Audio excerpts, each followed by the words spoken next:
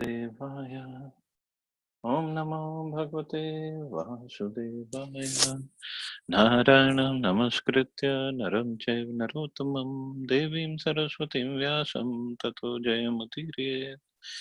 Nashtaprayeshu Bhadreshu Nityam Bhagavata Sevaya. Bhagavati Uttam Shloke Bhaktir Bhavati Nashtiki. So continuing with our discussion on Srimad Bhagavad Gita, chapter 6, Dhyan Yoga, text number 15 onwards.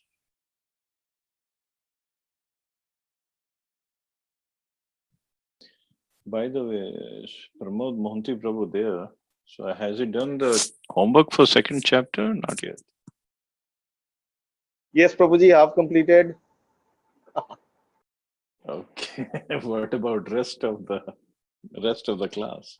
Rest, I was trying the day yesterday, but because of some engagement, couldn't do that. So look forward to do it today in the afternoon. No, Evening could be long for the guys. I'm saying what about the rest of the class? Are they in a mood of doing or not really? Rest, समझे नहीं प्रभु जी. अच्छा घर में बाकी लोग. हाँ, they sit with me ना प्रभु जी. The rest of the devotees in the class, I'm saying, not your house. Vandana Mataji, Shashwati Mataji, who else is there? Vinay Prabhu, Akanksha, Harinath Prabhu. So are they going to do the homework or not really? Prabhuji, Hare Krishna. Hare Krishna.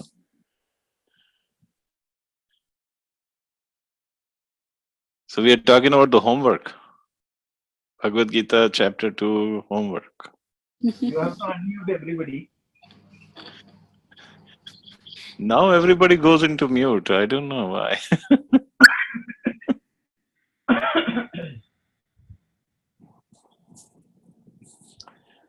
Okay, I guess we can follow. What do you say, Radha Prabhu? The pin drop silence is there. I know.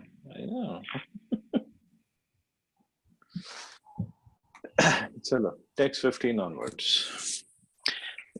Yunjannavevam sadatmanam yogi niyatmanasaha shantim nirvana paramam mat sansthaam adhigacchati. Thus, practicing constant control of the body, mind, and activities, the mystic transcendentalist, his mind regulated, attains to the kingdom of God, or the abode of Krishna, by cessation of material existence. So, thus, practicing constant control of the body, mind, and activities. So, and then what does he attain? He attains to the kingdom of God. Mat sanstham. So Krishna clearly says mat sanstham means my abode, my place. The yogi attains adhigacchati. So it's not the practice of yoga is going to take us to some other place like Brahm Jyoti or some place, because he does not live there. Krishna does not live there. Here Krishna clearly says mat sanstham. So the ultimate goal in practicing yoga is now clearly explained. Yoga practice is not meant for attaining any kind of material facility. So it's not to attain the 8 siddhis. 8 siddhis one attains while doing yoga. It's a byproduct of performing yoga practice. But this is to test the yogi. If he gets allured, if he gets distracted by those 8 siddhis, or he still keeps going till the stage of Dharan Dhyan Samadhi. Yoga practice is not meant for attaining any kind of material facility. It is to enable the cessation of all material existence. One who seeks an improvement in health or aspires after material perfection is no yogi according to Bhagavad Gita. Nor does cessation of material existence entail one's entering into the void, which is only a myth. So that is a myth, because Krishna clearly says the goal of yoga is to attain my kingdom, attain me. nothing else. There is no void anywhere within the creation of the Lord. Rather, the cessation of material existence enables one to enter into the spiritual sky, the abode of the Lord. The abode of the Lord is also clearly described in the Bhagavad Gita as that place where there is no need of sun, moon, or electricity. All the planets in the spiritual kingdom are self illuminated like the sun in the material sky. The kingdom of God is everywhere, but the spiritual sky and the planets thereof are called Paramdhama or superior abodes. So, a consummate yogi who is perfect in understanding Lord Krishna, as is clearly stated herein by the Lord Himself, can attain real peace and can ultimately reach his supreme abode, Krishna Loka, known as Goloka Vrindavan. So that is the perfection of a yogi. That is the aim, the goal of a yogi, Krishna Lok or Golok Vrindavan. No one can reach the spiritual sky, Vaikuntha, or enter into the Lord's eternal abode, Golok Vrindavan, without the proper understanding of Krishna and his plenary expansion, Vishnu. Therefore, a person working in Krishna consciousness is a perfect yogi because his mind is always absorbed in Krishna's activities.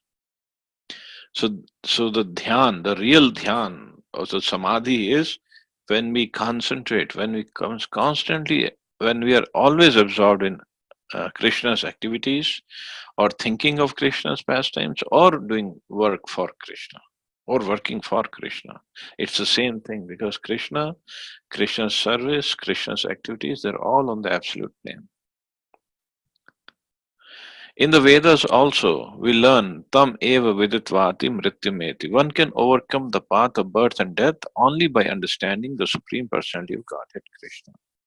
In other words, the perfection of the yoga system is the attainment of freedom from material existence and not some magical jugglery or gymnastic feats to befool innocent people. So this is the perfection of yoga system to attain Krishna. And Prabhupada writes very strong words here. And the perfection is not to attain some gymnastic feats like all these yogis, those who are performing yogasanas. They do wonderful bending of the body, twisting of the body, entangling of the different limbs of the body. But this is not the perfection of life, perfection of yoga system. It is to attain Krishna. And by bending of the body, one does not attain Krishna. That is what Prabhupada is referring to. One attains Krishna by constantly remembering him, thinking of him. So the yoga process should take us to that point of samadhi. But the modern day yogis, they don't go all the way to that point. They only stop till yogasanas, and that's it.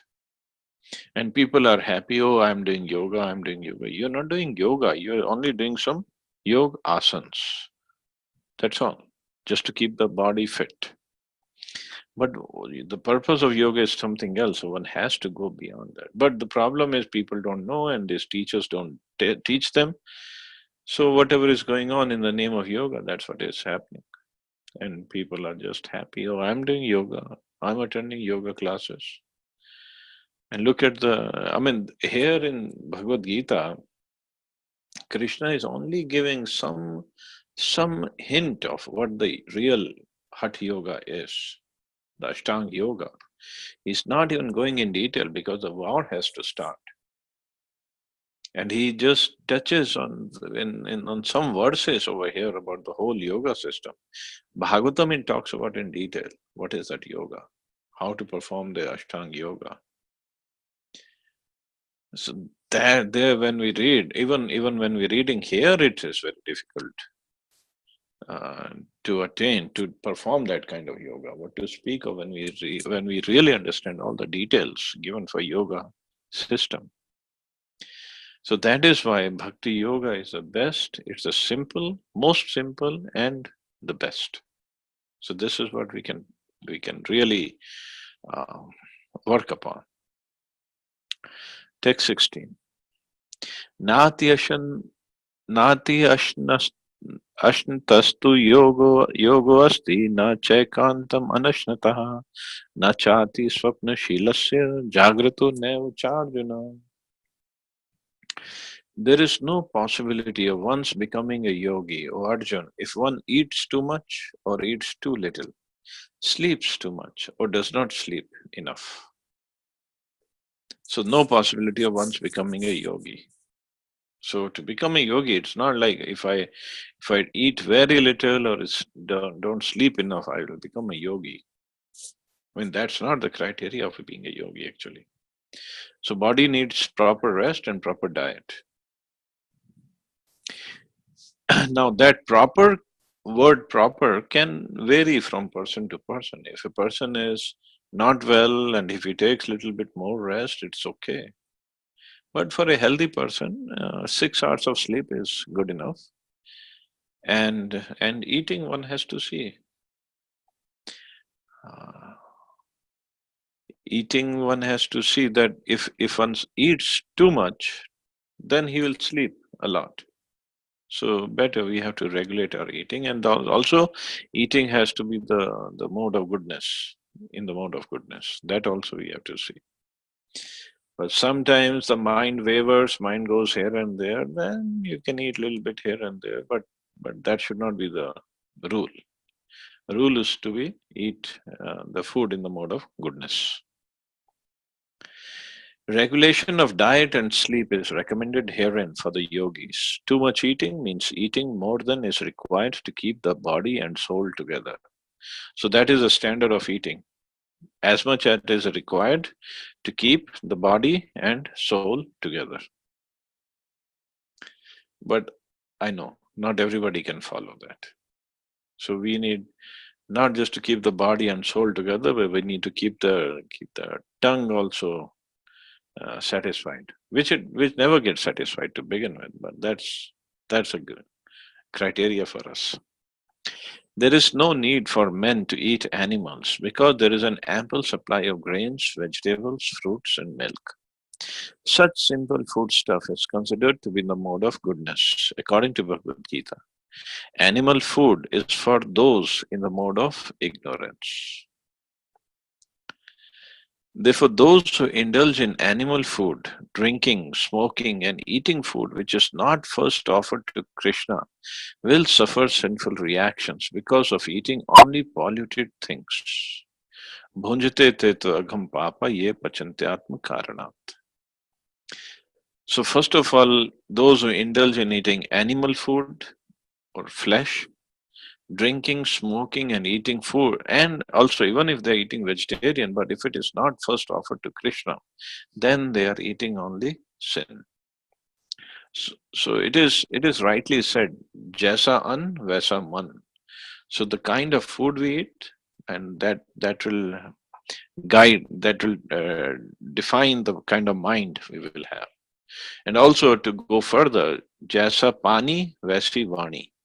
So kind of water we drink, not like mineral water only and filtered water only, but if it is offered to the Lord,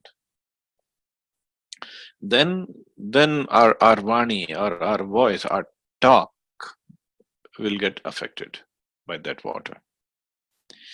Anyone who eats for sense pleasure or cooks for himself, not offering his food to Krishna, eats only sin. One who eats sin and eats more than is allotted to him cannot execute perfect yoga. So, one who eats sin means eating food which is not offered to Krishna or eating food which cannot be offered to Krishna, like animals, flesh, and other food, and eats more than is allotted to him. So, these three kind of people, they cannot execute perfect yoga. And this is only about eating. When we come to sleeping part, we have to see more. It is best that one eat only the remnants of foodstuff offered to Krishna. See, here Prabhupada is writing very simple line, but it's very, very deep. It is best that one eat only the remnants of foodstuff offered to Krishna. He doesn't say only the remnants of foodstuff accepted by Krishna. So all we have to do is offer it. We cannot be sure if Krishna has accepted it. Of course, if we offer with love and devotion, Krishna himself says he will accept. If we first cook and then offer with love and devotion. But our best criteria is of, okay, we have offered, we have put tulsi leaf on it, we have prayed to our guru, and then we have offered to Krishna, we are hoping it will be accepted by Krishna. And if not by Krishna, at least his devotees, his followers, they have accepted, so it's okay for us. So what all we have to do is offer it with love and devotion. Many times devotees get into this kind of argument also. Oh, I've offered, whether he has accepted or not. If he hasn't accepted, it's not prasad. Well, it is still prasad because we have offered it. Of course, offering food that is cooked by a low person like me, or offering food that is cooked with love and devotion by somebody like Srila Prabhupada, there'll be a whole lot of difference. Prabhupada's cooking, Krishna won't be able to resist, and my cooking, he won't be able to even eat. But at least even if I'm offering, so saving grace is, okay, he must have accepted. Or at least he has blessed it, or Prabhupada has blessed it, okay, it's okay. So even then it makes it edible. A person in Krishna consciousness does not eat anything which is not first offered to Krishna. Therefore, only the Krishna conscious person can attain perfection in yoga practice, nor can one who artificially abstains from eating, manufacturing his own personal process of fasting, practice yoga. The Krishna conscious person observes fasting as it is recommended in the scriptures. He does not fast or eat more than is required, and he is thus competent to perform yoga practice. One who eats more than required will dream very much while sleeping. So another sign of you have eaten too much, we will dream a lot when we sleep. And he must consequently sleep more than is required. One should not sleep more than 6 hours daily. One who sleeps more than 6 hours out of 24 is certainly influenced by mode of ignorance. A person in the mode of ignorance is lazy and prone to sleep a great deal. Such a person cannot perform yoga. Again, one has to be careful. One cannot imitate the really advanced devotees. Just like 6 Goswamis, they would hardly sleep hardly sleep half an hour or 1 hour every day. But obviously, we cannot imitate them. So similarly, if somebody is sleeping more than 6 hours, one does not have to feel so much guilty about it that, oh, I cannot perform yoga, what will happen to me, and this and that. No. Just start performing yoga, start doing chanting and other activities. Then slowly, gradually, our sleep will cut will be will lessen. Why? Sleep, as Prabhupada said, sleep is in mode of ignorance. By chanting, by reading, by service, by association, we tend to gradually uplift ourselves to the mode of goodness. Once in the mode of goodness, or once even we are progressing towards a mode of goodness, automatically these activities, these demands of the body will go down. Demands of the body are eating, sleeping, mating, and defending. They will go down automatically. We don't even have to uh, do extra effort to bring them down. So our process is simple. Give the healthy process, give the tasty food, and automatically the inclination for um, bad food or lower taste will go away. So that's the process. So next verse is again about eating and other activities of the body.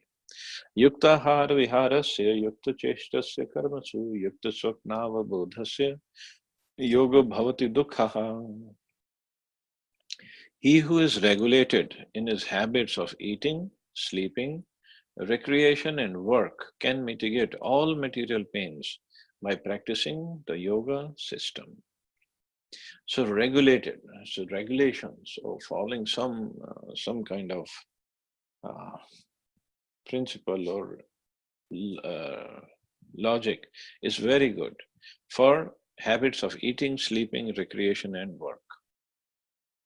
So extravagance in the matter of eating, sleeping, defending, and mating, which are the demands of the body, can block advancement in the practice of yoga.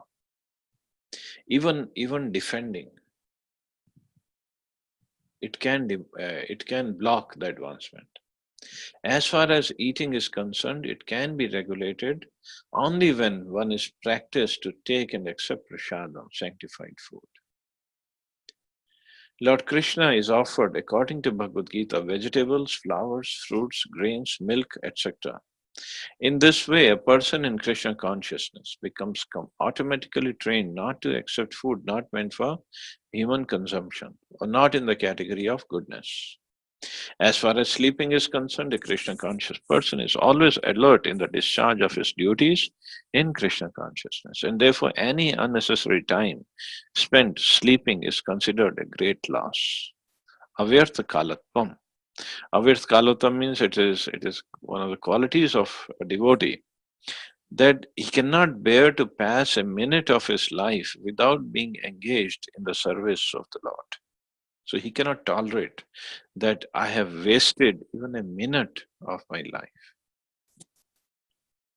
I don't know how many minutes, how many hours, how many days, how many weeks, how many months, and how many years we have wasted. Not just years, how many lifetimes we have wasted. Again, this is the ultimate principle that Prabhupada is, ultimate standard that Prabhupada is mentioning here. So we slowly work towards it. We should not become so much of we should not have so much of negative feeling of guilt that, oh, I'm wasting so much of time, I'm eating too much, I'm sleeping too much, so I cannot be yogi, so why stay on this path. So the idea is to stay on the path because this is our role model, this is our ideal situation which we want to achieve one of these lifetimes. So the process is not that, oh, once I become advanced, I'll come back to bhakti. No, by performing bhakti process, we come to this level.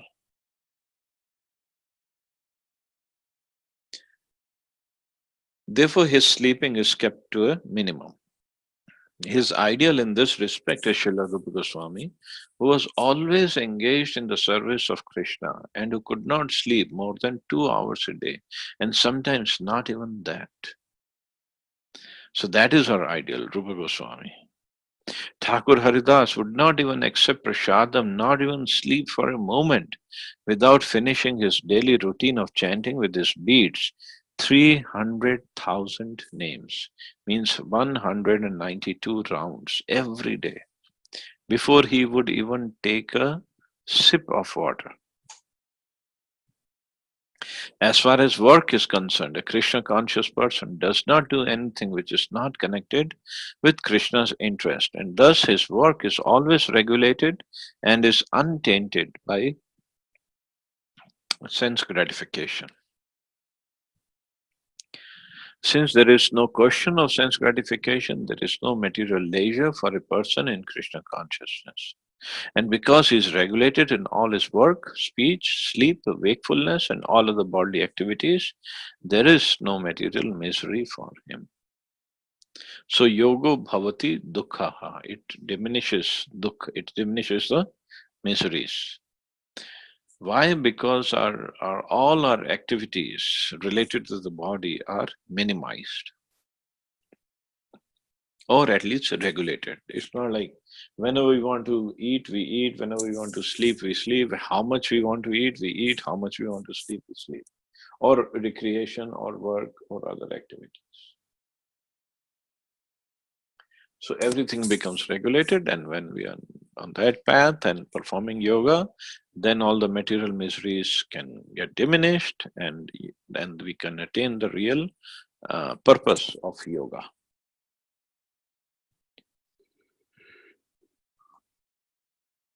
Text 18. Yada vinitam chittam atmani evavtishthite nispriha sarva kamebhyo yukta iti uchyate tada. When the yogi, by practice of yoga, disciplines his mental activities and becomes situated in transcendence, devoid of all material desires, he is said to be well established in yoga. So this is another goal of yoga, or the path of yoga means again devoid of all material desires, disciplines his mental activities, becomes situated in transcendence. Again and again, the same words will come. Desire of all material desires, or he's not working for sense gratification. These all material desires. But to come to that level of no more material desires, it will take some time. The activities of the yogi are distinguished from those of an ordinary person by his characteristic cessation from all kinds of material desires, of which sex is the chief. A perfect yogi is so well disciplined in the activities of the mind that he can no longer be disturbed by any kind of material desire. This perfectional stage can automatically be attained by persons in Krishna consciousness. Why? The Prabhupada gives the example of Maharaj Ambrish. So King Ambrish, first of all, engaged his mind on the lotus feet of Lord Krishna. Then one after another he engaged his words in describing the transcendental qualities of the Lord, his hands in mopping the temple of the Lord, his ears in hearing of the activities of the Lord, his eyes in seeing the transcendental forms of the Lord, his body in touching the bodies of the devotees, his sense of smell in smelling the scents of the lotus flowers offered to the Lord, his tongue in tasting the tulsi leaf offered at the lotus feet of the Lord, his legs in going to places of pilgrimage and temple of the Lord, his head in offering obeisances unto the Lord, and his desires in executing the mission of the Lord. All these transcendental activities are quite befitting a pure devotee. So this is the helpful guidance for us, how we can serve the Lord 24 hours a day. King Ambrish first of all engaged his mind on the lotus feet of the Lord, and then engaged all his activities, all his other senses in serving the Lord. So Prabhupada, Bhagavatam speaks about in detail. So how he used his hands, the feet, ears, eyes, everything.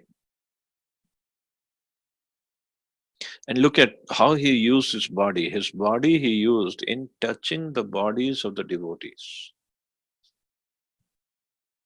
Amazing.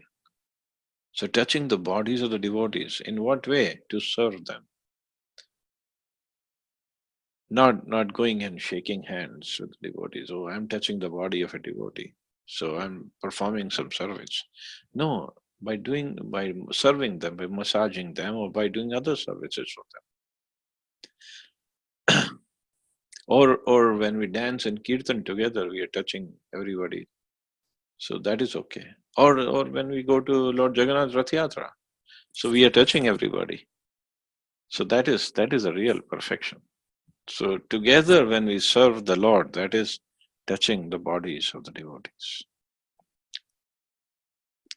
This transcendental stage may be inexpressible subjectively by the followers of the impersonalist path, but it becomes very easy and practical for a person in Krishna consciousness, as is apparent in the above description of the engagements of Maharaj Ambrish. Unless the mind is fixed on the lotus feet of the Lord by constant remembrance, such transcendental engagements are not practical. In the devotional service of the Lord, therefore, mind requires engagements. simple abnegation is not practical. Therefore, for people in general, especially those who are not in the renounced order of life, transcendental engagement of the senses and the mind, as described above, is a perfect process of transcendental achievement, which is called yukta in the Bhagavad Gita. So we have to engage ourselves in the service of the Lord, and mind also in thinking of the Lord. So that is the real samadhi, and that is the perfection of yoga. And Prabhupada is saying it is only possible by devotional service. Whatever Krishna is speaking of in the shloka, it's only possible if we are engaging in the service of the Lord. Text 19. Yatha deepo nivatasto nengte sopama smrita yogino yat chittasya yanjato yogam atmanaha. As a lamp in a windless place does not waver, so the transcendentalist whose mind is controlled remains always steady in his meditation on the transcendental self. So as a lamp in a windless place does not waver. So if our mind is at a windless place, windless, what is the wind for mind? All the desires. They make the mind flicker. They make the mind fluctuate from the real path. So as soon as the material desires are not there, then the mind can concentrate on the Supreme. So the material desires will always be there, actually. It just, we have to give the mind higher taste. So when we give the mind higher taste of spiritual desires, then the lower material desires go away. A truly Krishna conscious person, always absorbed in transcendent, in constant undisturbed meditation on his worshipable Lord, is steady as a lamp in a windless place. So always absorbed in transcendence. So we have to work on it. And absorbed in transcendence doesn't mean we leave our household and just go sit in a forest and thinking of Krishna. While living with our family, while taking care of our family, taking care of kids, understanding these kids, this husband or wife has been given to me by the mercy of Krishna as a service to Krishna. So when that person is even serving his family, he's always Krishna conscious because he's thinking of Krishna all the time. That Krishna has said this wife, these kids to me to take care of them and to make them devotee. So this is how they feel, how they believe, and that's why they're always remembering the Lord. They always fix their mind on the Lord. So Krishna, as I said, Krishna's paraphernalia, Krishna's devotee, they're non-different from Krishna. So when one is absorbed in thinking of a devotee like or thinking of his family members, that they all are devotees of Krishna, they all are representatives of Krishna, they all have been given to me as a responsibility by Krishna, then the person is always thinking of Krishna. He's not thinking of his family members. He's always thinking of Krishna. So that is a perfection that we want to achieve. Simple as that.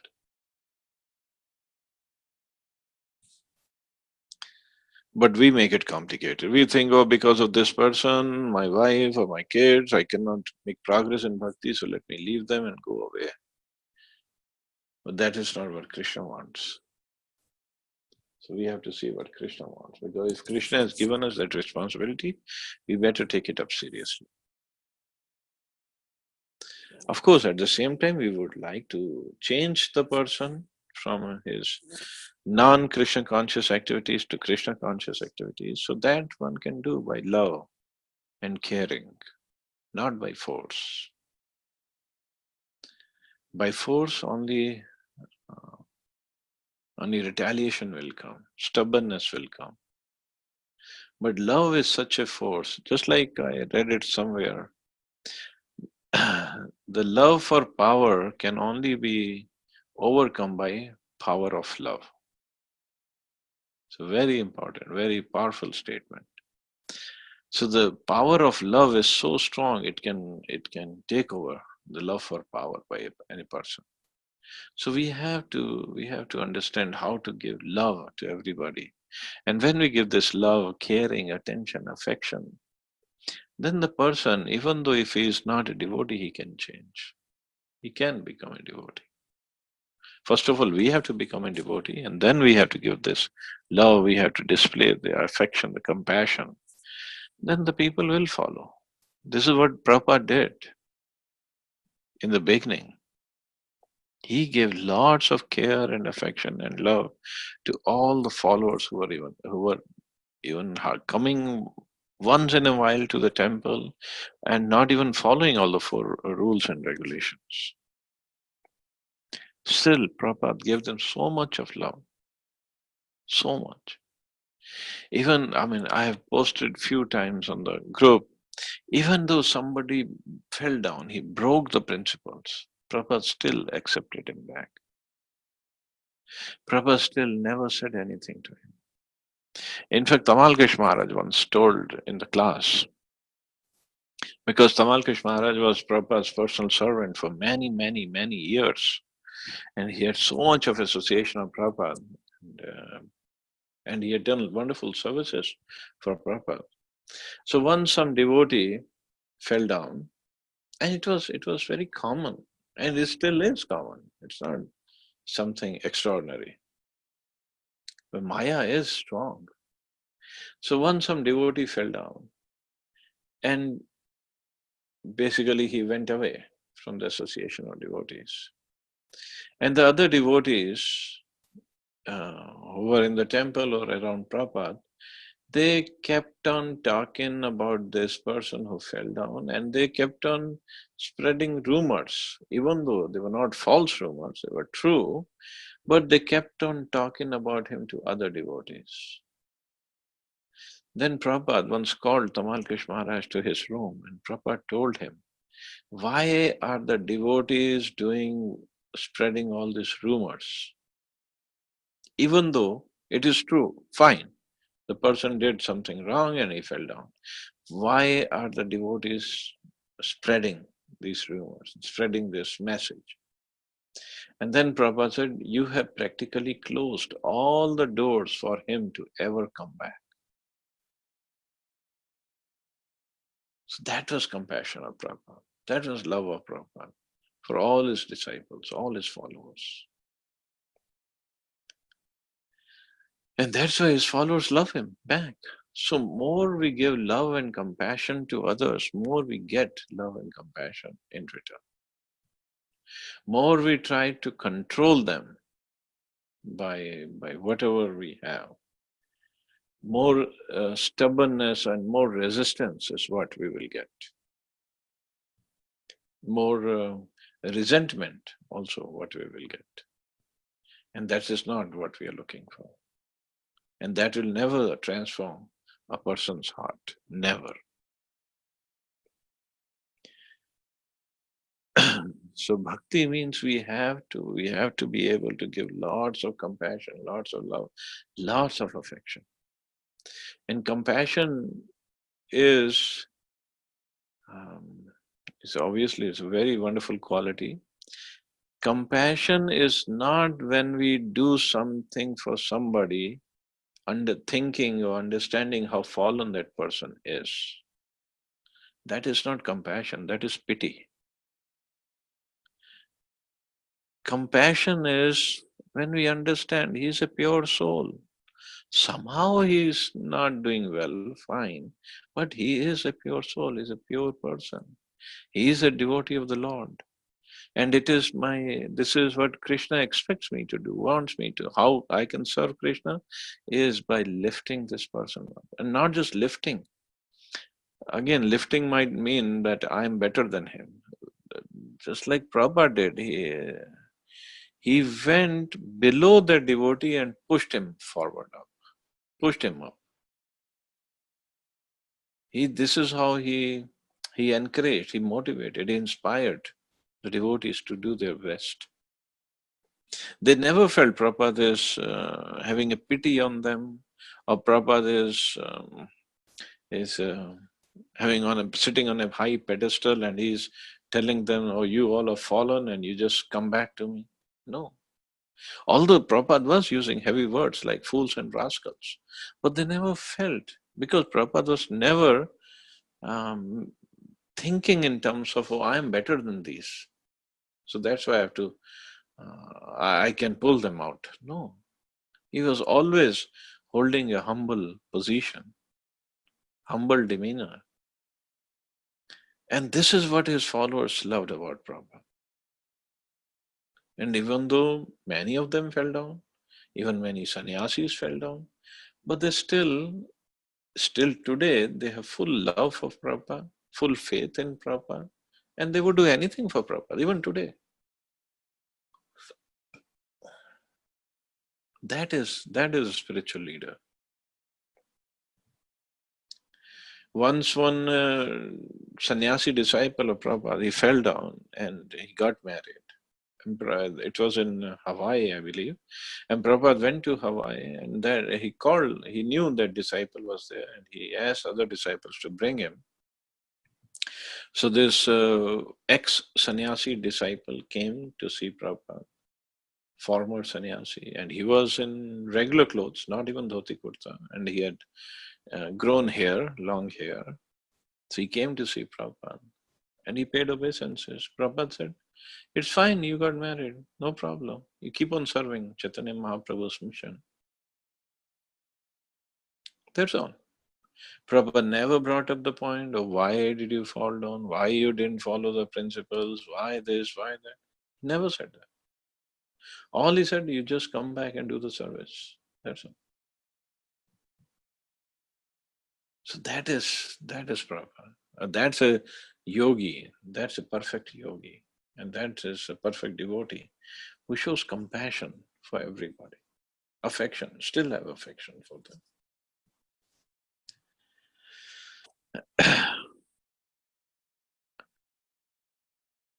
So next there are 3 or 4 verses together, so it's going to be long purport. So I'll stop here, see anybody has any questions or comments.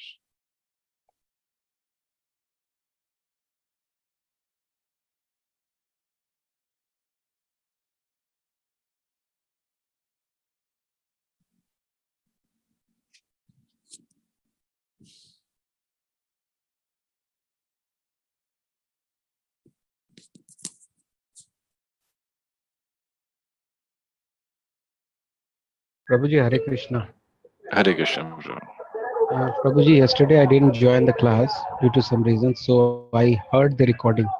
And the best part Okay. was the ending of the recording when everybody was talking about anger, a lot of discussion on anger, like how, like Archana Mata said, I heard that, how she overcome that anger at least 50%. And to be very frank, I'm very honest, like since I'm hearing at least these Bhagavatam classes every day or whenever I get time, uh, I would admit that Hare Krishna comes every now and then. Fine, even morning when I go for jogging, Hare Krishna mantra keep on. Whenever I recall, like the two words which are given, always be Krishna conscious, and I think the second is never forget Krishna. So that thing has come, that has become a habit now. That's good. So That's good. That's very wonderful. yeah, and also I think gradually, steadily and gradually, the anger will also, if somebody has, or even I had, that has gone down to a large extent. So That's nice. I'm grateful to the classes, actually, to the classes which you and I are taking every day. Probably. Hare Krishna Prabhuji. Hare Krishna, Pramod Prabhu. A weird question though, but what is eating more, Prabhuji? In fact, little bit more if you can explain to me. Eating less, I Okay. can understand whatever is needed. I mean, but how? Because to me, perhaps there could be a very thin line, and at least a person like me will never know. So, if you can just throw some more light, it will be very helpful, Prabhuji. Huh. So going to Jagannath Puri and eating there is excluded from this conversation because you cannot stop there. You cannot stop Ganesh Baba and Gudi Bhaiya to feed you. So in Jagannath Puri, this is extra. This verse does not work in Jagannath Puri. But other than that, if we eat more than what we really feel, I mean, feel like eating, I mean, if it is okay, the food must be tasty, like Pratibha Mataji makes wonderful preparations. So if you overeat, and many times devotees do that, it happens. I'm not saying it's not happening, it happens. And when we overeat, obviously to digest that kind of food, we have to sleep a little bit too much. So sleep also goes uh, out of the out of out of the regulation. So then it's a problem. Of course, it's not like once in a while somebody did that. It's not a problem. If it becomes a habit, then it's a problem. Then it is difficult to do yoga. But at the same time, it doesn't mean we overeat and we sit in Vajrasana for 10-15 minutes and thinking we have digested it. Now we can do yoga. That's cutting the corners. That's a different thing. It just one has to regulate his control his urges to eat. The control is required to do proper yoga. Is it okay? Thank you, Prabhuji. Very difficult. It is difficult. I know it is difficult. With practice, it will come But from a. but then again, everybody is overeating. The point, what is overeating for everybody is different. If an elephant eats so much food every day, and for him it's not overeating, but if somebody like me tries to eat whatever elephant is eating, it will definitely be overeating for me. So it varies from person to person. But the idea is to spend more and more time in process of bhakti, other different elements of bhakti. Then our eating, sleeping, mating, defending, everything will go down.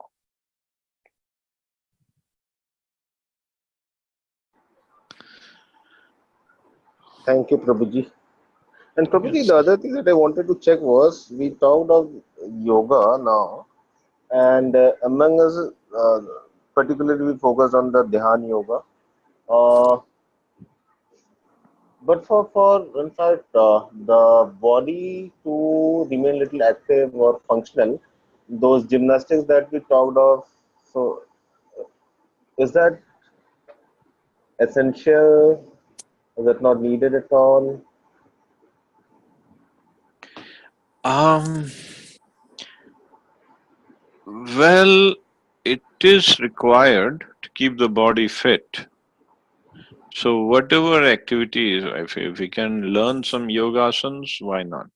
Prabhupada himself was, there are some conversations about in which Prabhupada has told devotees to start this yoga center in a Delhi temple actually. He wanted in Delhi the yoga center to be open. And that was basically to attract people from different walks of life. But at the same time, if devotees can learn yoga and remain healthy, why not? But again, the purpose of learning yoga is not just to remain healthy. It is to remain healthy and serve Krishna properly. So purpose we have to be fixed about. We have to be sure about. Then we can learn yoga. Why not?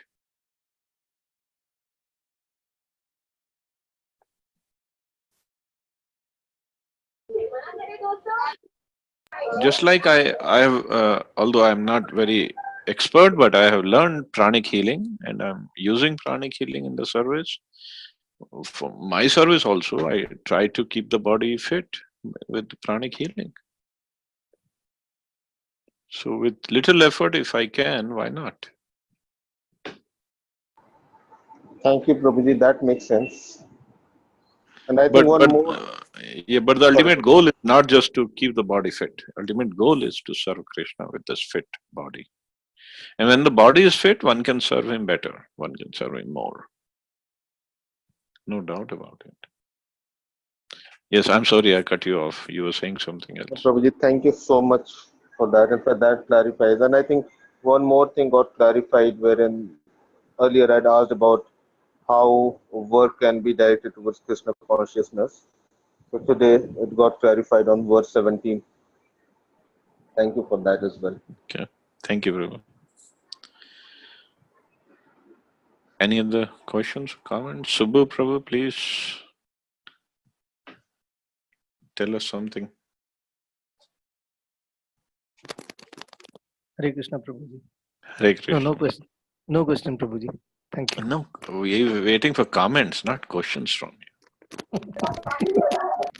The comments, no. I was just wondering, yoga, purely, we can use it for mind, focusing the mind also. Not, just like some people use chanting to sharpen their mind so that it becomes a much more nirmal place to absorb devotion and knowledge. Some yoga, some people use Kundalini, various sort of. I have not done this, but to concentrate on the soul or the mind. So, obviously, the yoga experts might be able to throw light on those things. So it's not. Maybe it goes beyond the body. I was just wondering. It does. It can help, but the normally, like if you go to the yoga experts who are basically in Haridwar and Rishikesh, those areas, they don't do yoga meditation to meditate on Krishna. But Krishna here clearly says, meditate on me. But they don't do that. They basically meditate on void or light or something, Om. So that's where they deviate from the real yoga principles laid down by Krishna. But yes, as you said, it can be used. One can focus, sharpen his mind, and can have better focus on Krishna's name while chanting if he does this meditation properly. It can help. It does help. But again, our aim should not be mixed up. That's all.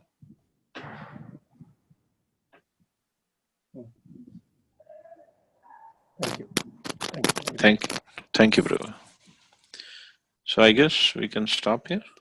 Radha Prabhu, you were saying something? I didn't say anything. I was just listening. Okay. Okay, you all have a wonderful Sunday. Enjoy your weekend. Enjoy your day. Hare Krishna. Jai Srila Prabhupada. Hare Krishna.